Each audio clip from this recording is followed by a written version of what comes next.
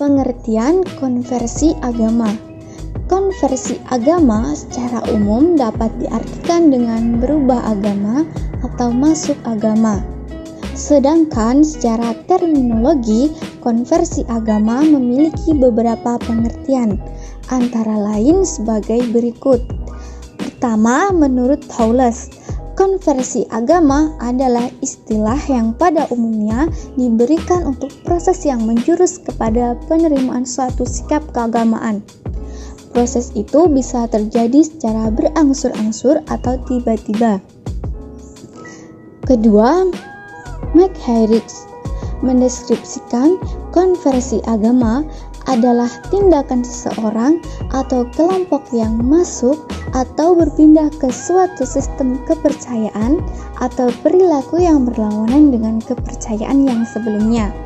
Dan yang ketiga, Clark mendefinisikan konversi agama sebagai suatu macam pertumbuhan atau perkembangan spiritual yang mengandung perubahan arah yang cukup berarti dalam sikap terhadap ajaran dan tindak agama. Jenis konversi agama. Menurut Starbuck, ia membagi konversi agama menjadi dua tipe, yaitu yang pertama tipe volusional atau perubahan tahap. Konversi tipe ini terjadi secara berproses sedikit demi sedikit, sehingga kemudian menjadi seperangkat aspek dan kebiasaan rohaniah yang baru. Konversi demikian itu sebagian besar terjadi sebagai suatu proses perjuangan batin yang ingin menjauhkan diri dari dosa karena ingin mendatangkan kebenaran. Yang kedua yaitu tipe soft surrender atau perubahan drastis. Tipe konversi ini terjadi secara tiba-tiba tanpa ada proses. Orang yang mengalami konversi tipe ini biasanya berubah drastis, seperti lebih rajin beribadah dan keimanannya kuat dari sebelumnya. Menurut William James, konversi tipe ini terjadi karena adanya hidayah atau kuasa Tuhan. Faktor-faktor penyebab konversi agama. Yang pertama, konflik jiwa atau pertentangan batin. Orang-orang yang mengalami konversi agama di mana dalam dirinya terjadi kegelisahan, gejolak berbagai persoalan yang kadang-kadang tidak mampu dihadapinya sendiri. Yang kedua, pengaruh dengan tradisi agama. Pengaruh yang terpenting sehingga terjadi konversi agama adalah faktor pendidikan yang diberikan oleh orang tuanya di waktu kecil dan keadaan orang tua itu sendiri apakah termasuk orang yang kuat dan tekun beragama atau tidak. Yang ketiga, sugesti dan ajakan atau seruan. Peristiwa konversi agama terjadi karena ajakan dan sugesti yang pada mulanya hanya bersifat dangkal saja atau tidak mendalam, tidak sampai pada perubahan kepribadian. Namun jika orang yang mengalami konversi dapat merasakan ketenangan dan kedamaian batin dalam keyakinan itu dalam kepribadiannya. Yang keempat, faktor emosi. Orang yang emosi lebih sensitif, mudah terkena sugesti apabila ia sedang mengalami kegelisahan.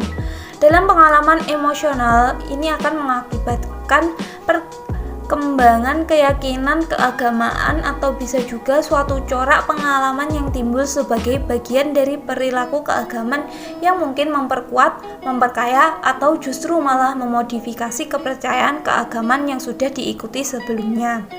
Yang kelima, masa remaja, di mana masa remaja adalah masa yang identik dengan mencari jati diri dan rasa ingin tahu akan hal-hal yang baru. Yang keenam, teologi, merupakan pengetahuan tentang keagamaan. Yang terakhir atau yang ketujuh yaitu kemauan.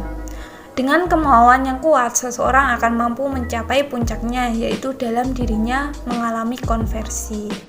Proses konversi agama dapat diumpamakan seperti proses pembongkaran bangunan dan pada tempat yang sama didirikan bangunan baru yang berbeda dari bangunan sebelumnya.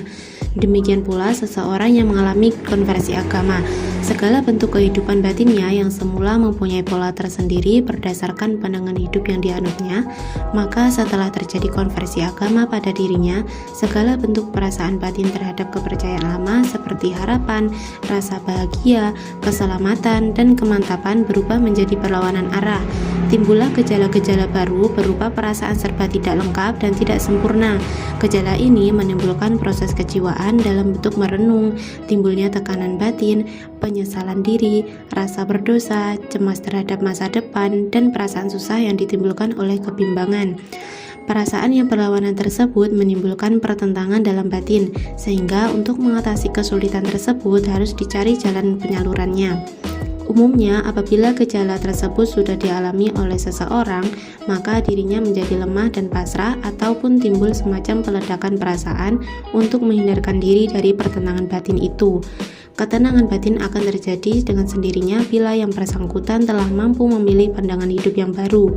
Pandangan hidup yang dipilih tersebut merupakan petaruh bagi masa depannya, sehingga ia merupakan pegangan baru dalam kehidupan selanjutnya.